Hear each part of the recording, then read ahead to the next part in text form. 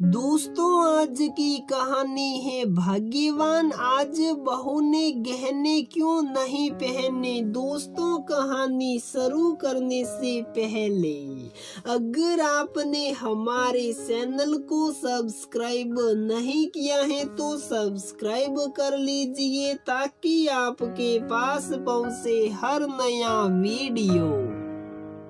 बहू सुनो, संदूक से वो चांदी के बर्तन निकाल लेना, उन्हें अच्छे से धोकर रख देना। लक्ष्मी पूजन के समय उन्हीं बर्तनों का इस्तेमाल होगा। और सुनो, मंदिर के सारे बर्तन और दिए को भी आमचूर पाउडर से धोना, उनमें चमक आ जाएगी। लक्ष्मी पूजन में सब कुछ सुंदर और चमकता वह होना चाहिए। हाँ माँ, कर दूंगी, बस घर की सफाई खत्म कर दूं। सासू के आदेश को सुन जवाब देती हुई बोली मरनाल। पूरे घर की सफाई, साज सवार सब उसके जिम्मे। ऊपर से दिवाली उसकी पसंदीदा त्योहार, जिसने उसे घर को खूब सजाना और संवारना बहुत पसंद था। घर के हर कोने को फूलों और दियों से ऐसा सजाती कि देखने वाले की आंखें चमक जाए। उसे भी त्योहार पर सजना बहुत अच्छा लगता। रंग बिरंगे कपड़े, गहने शादी के पहले से ही उसके शौक रहे थे। बहू को आदेश देते देते वसुधा जी गर्दन तने जा रही थी। मृणालिनी इस घर की बड़ी बहू थी। एक छोटे बेटे के ब्याह के लिए योग्य लड़की की तलाश थी उन्हें। हाँ, लेकिन बहू बड़ी जैसी नहीं चाहिए, क्योंकि उनके हिसाब से बड़ी बहू सुस्त और नकारा है। लेकिन उनके सोच के विपरीत मृणालिनी पूरे घर की जिम्मेदारी बखूबी निभाती। दिन भर इसी कोशिश में लगी रहती कि कैसे सासू माँ को खुश रखे। लेकिन वसुधा जी कभी भी संतुष्ट नहीं होती। उसका एक बड़ा कारण कि बेटा सुमित उनकी मुट्ठी में था। बेटा वही सुनता जो वो सुनाती। कितनी बार मृणालिनी ने पति से अपनी सफाई देती, लेकिन माँ के आगे पत्नी की हर बात, हर आग्रह बेकार हो जाता। और बेटे के इस रूप को देख वसुधा जी का सीना गर्व से भर उठता। एक कारण और जिसने मृणालिनी को लगभग दोषी बनाकर छोड़ा था। सास की नजर में दो बेटियों का जन्म, एक के बाद एक दो बेटियों के जन्म ने जैसे उसे अपराधी बना दिया था। इस घर अपराध, इस घर को कुल दीपक न देने का अपराध, एक स्त्री होने का, अपराधी की परिवार के बेहतरी को सोचते हुए सुप्पी साधने का। दिवाली के दिन भर भाग भाग कर सारी तैयारी पूरी कर ली। दिया जलाने और लक्ष्मी पूजन के समय सभी तैयार होकर आंगन में पहुंचे। वसुधा जी गहनों से लदी फदी निकली और सामने से बहू बस नई साड़ी में, कान में सिर्फ छोटे से बूंदे और उंगलियों में एक अंगूठी। माँ को देखते ही नन्ही रिया दौड़ते हुए आई और बोल पड़ी, मम्मा आप बहुत सुंदर लग रही हो, कहते हुए उससे चिपक गई। लेकिन बड़ी बेटी मिनी सुप सांप माँ को देख रही थी, फिर दादी को और फिर माँ से आकर बोली, मम्मा आपने ज्वेलरी क्यों नहीं पहनी। देखो दादी ने तो पहनी है ना, आप भी पहन लो ना मम्मा।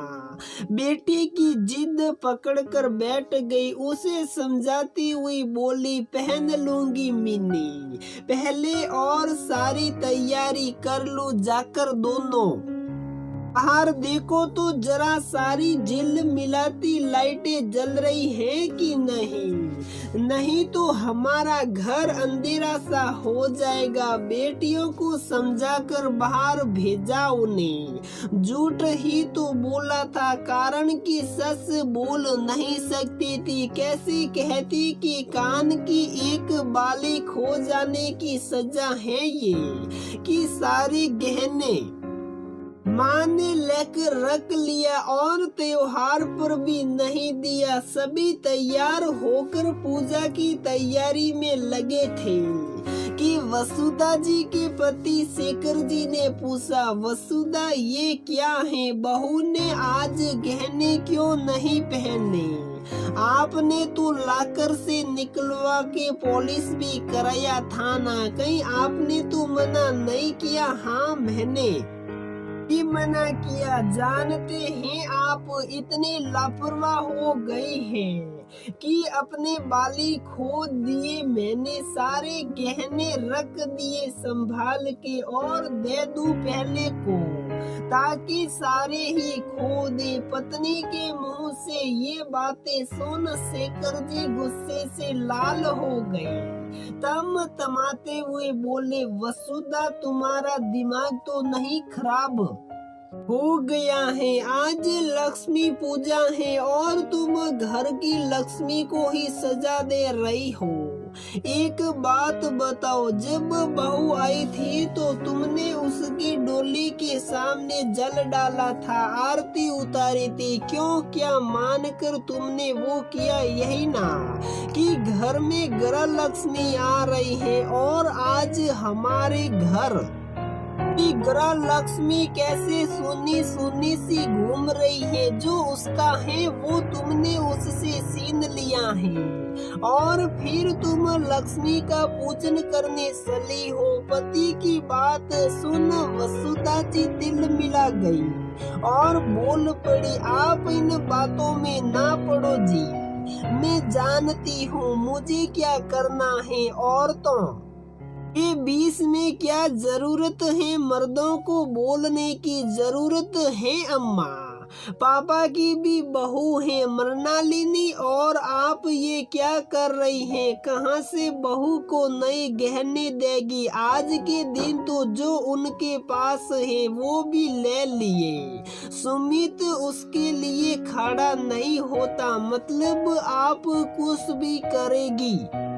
शायद सुमित को भी ये अच्छा ना लगता हो, आपके मान सम्मान के लिए कुछ ना कहता हो, लेकिन ये सोचो कब तक सुमित शांत रहेगा। मंजुला ने अभी अभी मायके के देहरी पर कदम रखा ही था कि माँ पापा की बात सुन बौखला गई थी। माँ को उल्टे बहुत सरल स्वभाव की थी। मंजुला मृणालिनी से बहुत प्यार करती और जब भी मायके आती माँ को समझा कर जाती कि बहू के लिए थोड़ी नरमियत रखे अपने व्यवहार में, लेकिन माँ है जो सुधरने का नाम ना लेती।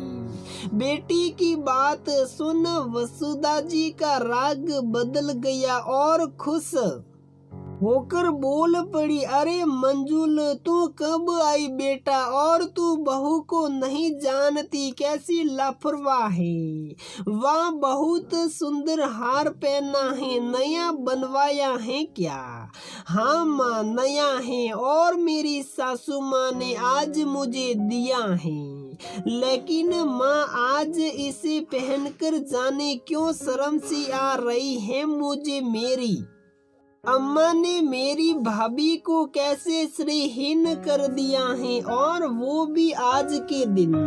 कहते कहते उसके सांस सड़ गई। वो बरामदे के सीढ़ियों पर बैठती हुई बोली, अम्मा आप कब समझोगी? मरनाल जैसी बहू किस्मत वालों को मिलती है और आप उसकी अच्छाई और सुप्पी का फायदा उठा रही है। एक बात कहूँ माँ, अगर मेरी सास आप जैसी होती तो मैं कब का घर छोड़ देती।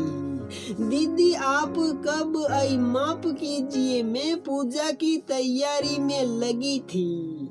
आपको ढेर सारी शुभकामनाएं, कहते हुए उसके पैर छूकर मुस्कुराती हुई खड़ी हो गई। अरे मैं अभी आई मरनाल, कैसी हो तुमको शुभकामनाएं और प्यार। अच्छा देखो माँ कुछ कहने के लिए बुला रही थी शायद।